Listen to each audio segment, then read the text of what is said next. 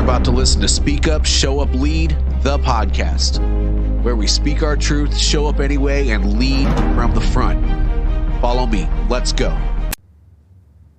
Hello, everybody, and welcome to another episode of Speak Up, Show Up, Lead, the podcast. We have a great topic to go into today, but before we do that, I want to talk about my book, Speak Up, Show Up, Lead, a veteran story of grit, growth, and leadership from the ground up. And it's my story from childhood, having some issues with poverty and child abuse and having to live on the street even as a teenager, then moving into the military and moving on to business ownership. And it's my lessons learned through all of that. It's not a sob story. So it's for those people, and it's meant to inspire those who are struggling, seeing a way out of their current situation. Anyway, Speak Up, Show Up, Lead. It's on Amazon.com. Check it out. I've gotten some good feedback from it. Today's episode is The Weight of the Rank. Why titles don't make leaders. The myth of the title. Have you ever met someone who flexes their title like it's armor? I'm a manager. I'm a director. I'm a sergeant. I'm a CEO. Well, titles don't make leaders. Just because you're given a title, it just doesn't automatically teach you the skill of leadership. Really, those titles just expose those who were never ready for the weight that comes with them, especially if they flaunt them. Because leadership isn't given, it's proven. As I said, it's a skill.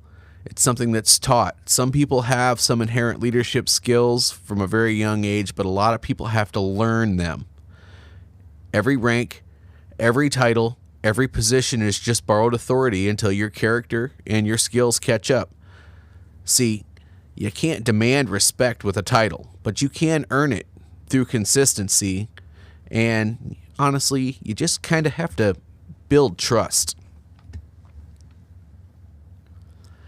All right. When I pinned on my first set of stripes in the Army, I'm going to be honest with you, I was one of those arrogant guys. I thought I made it. But during that very first week, one of my NCOs pulled me aside and he said, "Congratulations, you just traded freedom for responsibility." Most of us don't, but I definitely did not understand that at first. And then I realized before, my mistakes were mine. Now, I had to take ownership for my subordinates' mistakes as well. Every mistake under my charge was also mine. That's the moment it hit me. Rank, it isn't power. It's pressure, an overwhelming need to do the right thing. And really, at first, to try very hard to not make mistakes. You're responsible for more than you control. You're accountable for more than you cause. And you're expected to deliver even when you don't have all the answers. And that's just the weight of the rank. You don't lead people, you serve them. Too many people chase leadership for the wrong reason. They want control, not accountability. Real leadership, it flips that. It's not about who answers to you. It's about who you answer for. It's about how you serve those under your charge. If you think leadership is about being in charge, you're already dangerous. Because the best leaders don't sit on pedestals. They stand in the trenches. The moment you start using people to protect your title instead of using your title to protect your people, you've lost the mission. Every title is a temporary test. It has an expiration date. Every position has an end.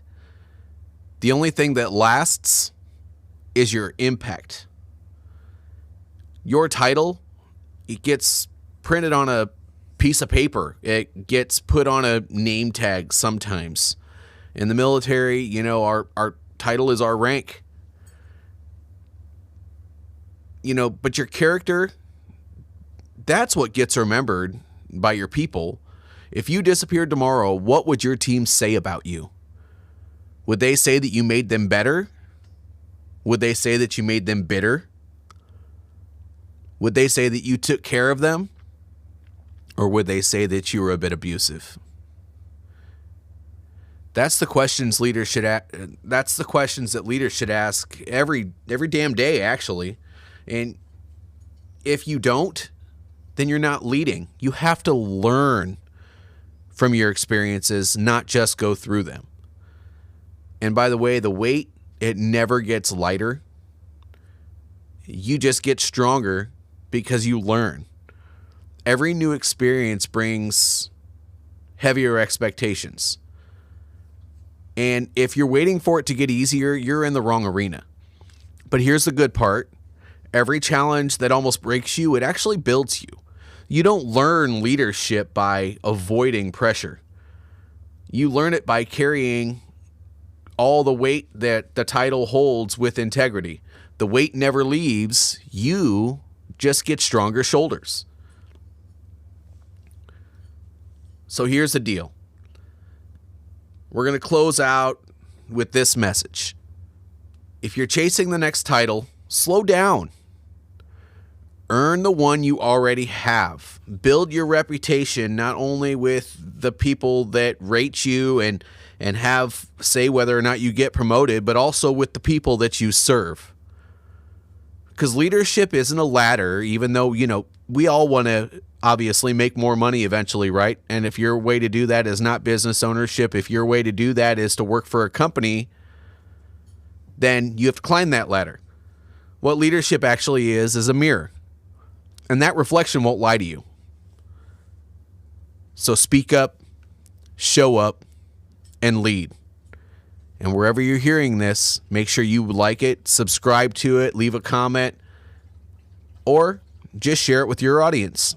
Thank you, and we'll see you next time.